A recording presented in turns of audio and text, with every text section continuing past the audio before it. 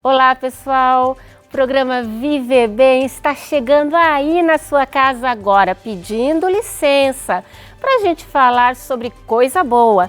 Vamos falar sobre alto astral, saúde, qualidade de vida e viver bem.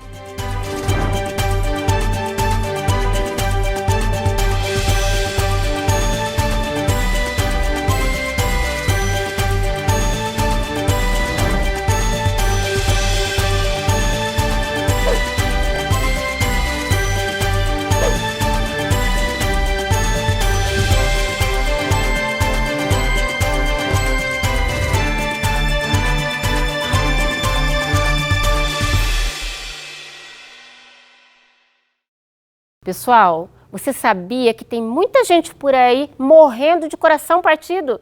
Isso mesmo. Hoje nós vamos falar sobre esse assunto que parece até engraçado. Síndrome do coração partido. Parece engraçado, mas não é.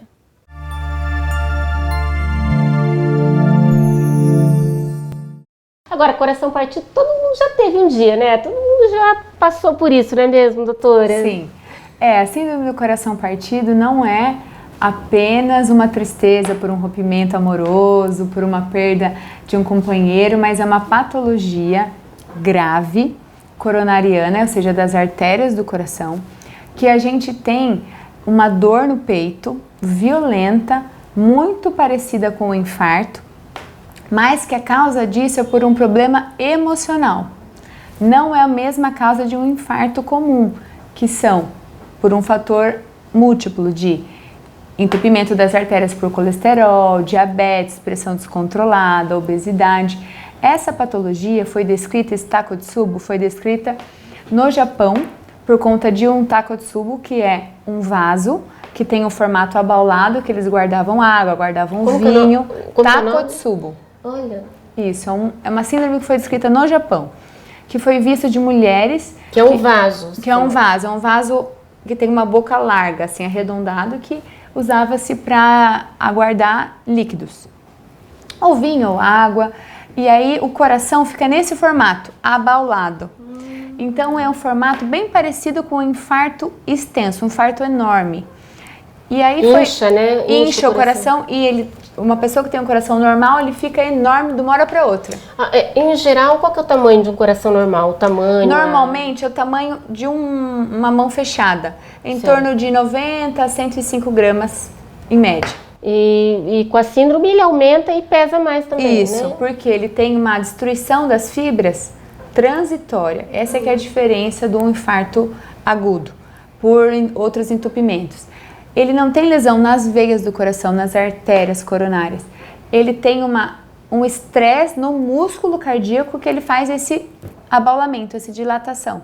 E isso causa uma dor muito grande, que é igualzinho ao infarto.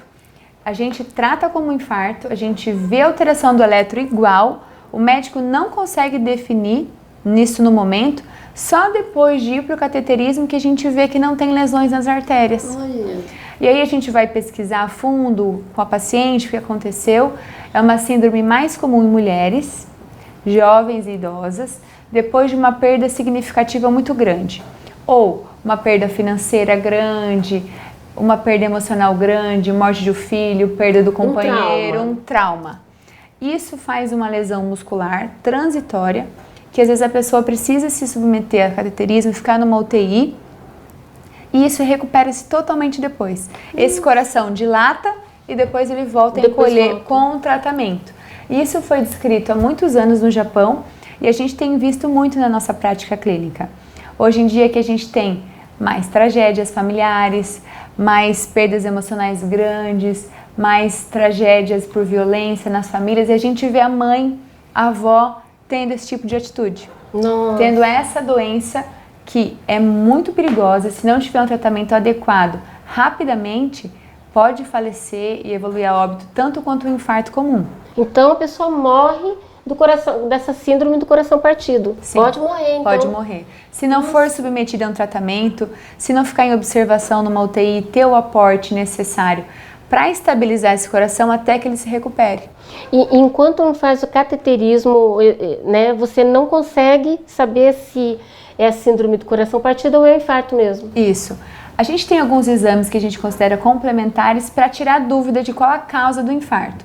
Um deles é o cateterismo. A gente pode lançar mão do ecocardiograma, a gente pode lançar mão da ressonância cardíaca, da tomografia, mas o que lembra no primeiro momento é o cateterismo. Você vai achando que é um infarto, que a artéria está toda machucada, toda entupida, e você vai ver uma doencinha leve ou nenhum entupimento, daí você lembra que pode existir essa possibilidade de causa, que é o coração partido. Agora, me ocorreu o seguinte, o meu marido morreu do coração, né? E a gente daí pensa assim, bom, mas se tivesse feito outros exames, porque no check-up você costuma fazer um exame que não aponta tudo, não é? Sim.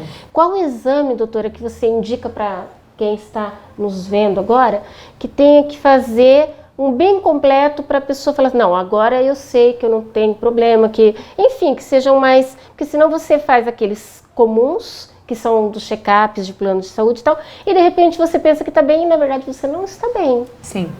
Olha, na cardiologia existem vários tipos de check-up que a gente recomenda, depende muito do risco que a pessoa tem. Então, por exemplo, se você é um paciente que na sua família as pessoas morrem de infarto, você precisa fazer exames mais aprofundados. Um deles seria o teste ergométrico. Se ele vier muito normal, o médico pode ficar mais tranquilo. Agora, se você é mais idoso, se você é diabético e tem esse histórico na família, você vai precisar estudar suas coronárias. Então, qual é esse exame que a gente usa de rotina? A angiotomografia de coronárias, que é um exame tomográfico que você entra numa máquina, não é invasivo, não precisa ser em hospital. Eu achei que fosse o ecocardiograma. O ecocardiograma é para ver o tamanho do coração, a força do coração, para ver sopro, ele não consegue ver coronária. Então, como que é o nome desse exame? Angiotomografia de coronária. Angiotomografia. Esse exame a gente faz para pacientes de moderado a alto risco, quando a gente quer ter ideia de como estão as artérias do coração. Porque o infarto, normalmente ele vem de artérias entupidas, correto? Então esse exame ele nos dá a informação de quantas lesões já temos adquiridas ao longo da vida, quantas lesões calcificadas, que são as doenças, as lesões nas artérias antigas, e quantas lesões não calcificadas, que são as placas recentes. Isso já consegue mostrar para o cardiologista o tipo de tratamento de prevenção. Agora, pacientes mais jovens, pacientes atletas, eles podem fazer check-ups mais simples e direcionados para o estilo de vida deles, como uma ressonância cardíaca, como um ecocardiograma, que também vai deixar o médico bem mais tranquilo e até o próprio paciente. O médico também vai sugerir, né, doutora? Fala assim, não, esse meu paciente, ele gosta de beber, ou ele fuma, Exatamente. ou ele é atleta. Então, o médico vai entender o que é bacana para ele ou não, em termos de exame. Eu acho que o mais importante para você que está nos assistindo é ter a ideia clara do seguinte: você precisa passar em consulta cardiológica periódica, mesmo que você não tenha nenhum sintoma clínico. Anual? No mínimo anual. Se você for um paciente que não tem nenhuma doença, anual é excelente. Se você já é um paciente que tem alguma comorbidade, por exemplo, pressão alta, diabetes, obesidade, tabagismo, alcoolismo, é importante que você consulte o médico mais vezes ao ano. E discuta com ele o seu caso, para ele te examinar, para ele conversar sobre a sua família, sobre o seu estado de vida hoje e fazer o tratamento, e você vai com certeza levar uma vida bem mais tranquila. Que bacana. Síndrome do coração partido, gente, que bacana, né?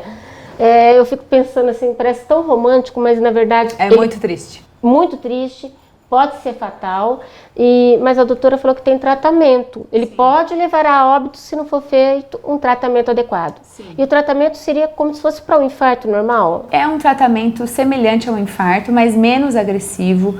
A gente não precisa mexer na coronária, não precisa fazer uma angioplastia, colocar um stent, fazer uma cirurgia cardíaca. É um tratamento medicamentoso e de estabilização clínica. Nos primeiros momentos, a gente precisa ficar monitorizado numa UTI. Assim que passar essas primeiras horas, primeiros momentos, o tratamento é com medicamento. E em torno de 2 a 3 meses, o caso está resolvido normalmente. Que coisa boa, o coração volta ao normal. Sim, o coração recupera na grande maioria dos casos e o paciente segue seguindo, usando seus medicamentos contínuos e acompanhando no consultório bem tranquilo. Mas vai ter que tomar remédio contínuo sempre? Normalmente não. Ah, que bacana. Bom, então importante estar atento ao sintoma, que é a dor no peito. Que é uma dor no peito muito importante com alteração de eletro. Então, qualquer dor no peito, a recomendação é procurar o médico de forma rápida e principalmente os pronto-socorros cardiológicos que já têm mais essa facilidade de avaliação. Essa dor no peito, ela é uma dor constante, ela pulsa, dá falta de ar, como que é? Pra gente saber, né? Porque tem que ficar atento. A dor no peito que lembra coração partido ou infarto é uma dor normalmente aqui no meio do tórax, em opressão ou queimação que vem para cima, de duração mais de 20 minutos e é uma dor muito importante. Não é uma dorzinha que vem e passa. É uma dor como se alguém estivesse te apertando e que dura mais tempo. Normalmente vem com enjoo, vem com suor frio, vem com estômago embrulhado. Não é, você vai saber que não é uma coisa leve. Normal. É uma coisa que vai te impulsionar a ir ao médico. E se você já é doente, diabético, hipertenso ou obeso, mesmo dores leves, é melhor procurar o médico. Isso aí, gente. Olha só, pode levar a óbito a síndrome do coração partido. Doutora, foi um prazer falar com você. Prazer é meu, estou à disposição.